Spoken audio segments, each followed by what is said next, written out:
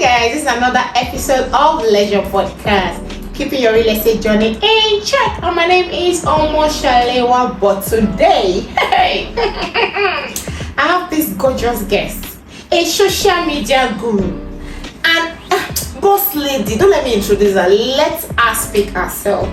Please carry me too.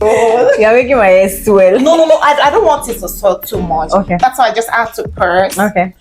Do the talking yourself. You know? Okay. Hi everyone. My name is Zainab Yusuf Abdurrahim. I'm a lawyer, a social media manager, a content creator, and an influencer. Okay. For how long have you been a social media person? Well, I would say the journey started as far back as 2018, 2019-ish. Okay. But at that time, I wasn't exactly making money. I was honestly just doing it for the fun of it. I've always loved to be in front of camera. I've always loved to dress up, do makeup and all of that. So I started with fashion. It's obvious. It's obvious. I started with fashion. And then in 2020, just before COVID hit, I decided to, let's make money with this. So I would say I officially started 2020. Okay, so let's relate social media thing to real estate now. Do you feel social media has a huge effect on real estate? Absolutely. What can you how can you classify? Can you bring the two together? What can you say about it? Absolutely. Real estate and social media. Yeah. So now talking as a consumer, whether you want to buy, you want to rent, you want to view a property, before social media, before visuals and all, you would have to hear from word of mouth, tell somebody, I'm looking for a house, and then they're like, oh, I know one baba, and then the baba will now call you and say, oh yeah, come to something like Come and check. It was cumbersome, it was hectic, it was a lot of money, it was stressful. But now I don't even have to be there to view the property, to see, to decide whether or not I'm interested. So that's a huge leap. It saves costs, it saves time, it just is hassle free. And I feel this would not be if not for social media. Yeah. Even before coming to Leisure Court, for instance, it's easy for me to go on your Instagram or any other social media platform you have and view properties you have available on listing, or maybe even your website, before carrying my phone to make that call. And so by the time I'm calling you, the conversation is shorter because I'm going straight to, I saw something in Durham, I want it. So against me telling you, so I mean, Abuja, what do you have? Last time, So it would just be as simple as that. I think what I've had a client says when the client called, was like, okay, I was like, who referred you? I said, no, nobody. I saw the whole thing on social media. I check your page, I check your website. I got what I wanted, and I want to call so that we can make a video call it's make so payment. easy now that even if I've never heard of Leisure Court before, I could literally go on Instagram and type Real Estate Abuja, search. Yes, and it will bring Do you understand? So I don't have to know somebody who knows you. I don't have to wait. I don't have to do so much before. So I mean, the good honestly outweighs the bad. That's it. Okay. There is the bad, but the good outweighs. Okay, that's what I want to ask now. You said we have the bad, and we have the good. Absolutely. And now we'll be talking about the good. Yeah. What's the bad? So the bad would be, again, as a consumer, is we live in a world where it is super easy to curate and create something. And so we will have people, we hear stories of people who dupe people of millions of naira lots based on properties that do not even exist. It's easy to be in an office and just create, listing of an estate, a mall or something, trade, sponsor it, and everybody is rushing it. And then when it's time to actually, and that's where law comes in actually, because when you know what you're expected to have, to say I'm a landowner or my property owner, the document. I was actually expecting you to back it up with that, because you can't just show me a nice building or probably a property online, and then I send you the money when it's not jazz. Even if you are using jazz, but a lot of people don't know this. That's the truth. That's the unfortunate truth. Actually, because there's some documents you need to check. There's so many places you can go to now, but their ages and all. You just go with the company document. You search the company. Thank you. Before you even search start from your CAC public search and search the company. Make sure that people don't know that. People don't. It's unfortunate. They only see, the land is fine, it's beautiful. Is this people? I'll just I pay fire. I pay fire. I will have to check. I will check your company. Yeah. After checking your company, I'll check if the land is yours. Exactly. Before even making payment or anything. Exactly. And it's as easy as that. You can actually do that from the comfort of your home. So that's why I said there's the bad, but you know the good outfit. Yeah. But actually, you can prevent avoid, a lot of things. That's true. It's just knowledge. That's why they say knowledge is power. Information is key. It is. Okay. If you want to be a real estate person, or you're just starting real estate, or probably you feel you want to buy into real estate, this podcast is yours. Okay, so what advice or what can you say about social media and brand influencer? Like, do you think real estate supposed to focus on social media and use more of influencers? Well, what do you think?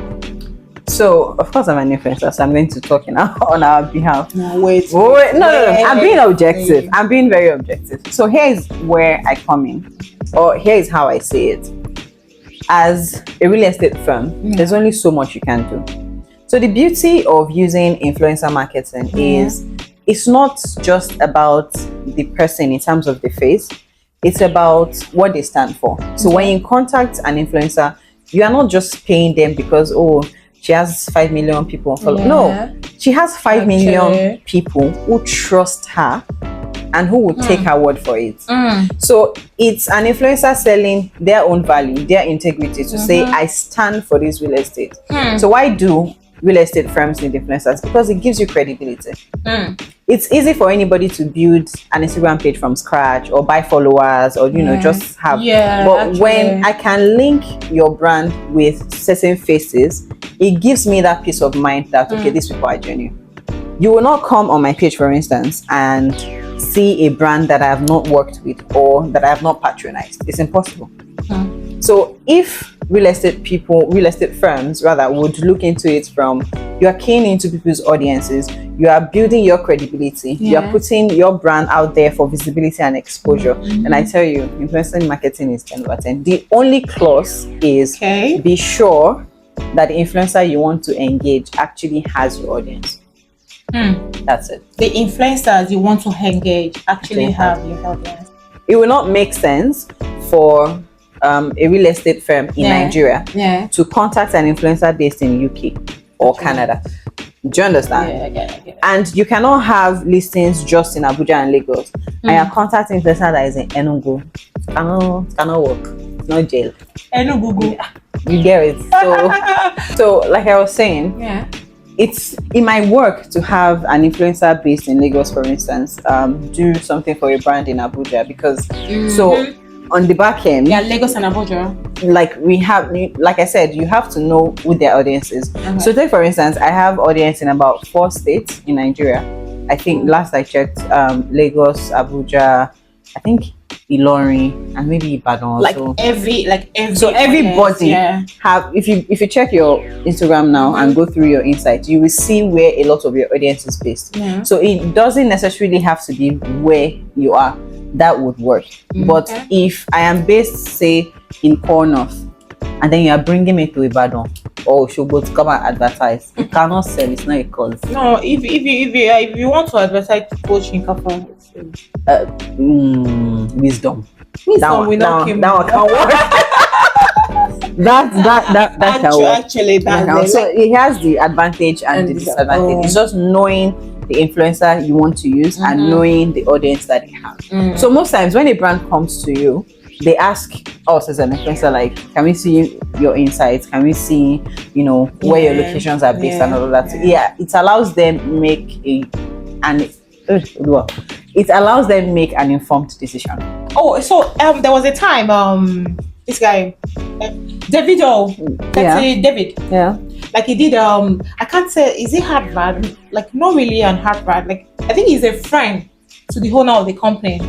This it's not MMM, it's another like I think I heard pay 14,000 to get 60 or something. Now that scenario with what I read being that he wasn't signed by the company, but somehow he's not the first, like, so exactly now that is the dicey part of being an influencer. Okay. Sometimes, even by mere association, people tend to relate you with a certain brand. There are people who come to my DM to say, "Oh, I see you are following this person. Can I buy from them?" And I might not even know that I'm following that person. I might not even know who the person is to be doing. Do you understand? Yeah, but the singular fact that, oh, Angel is following this person, that means that they are friends, or that means that this person is legit.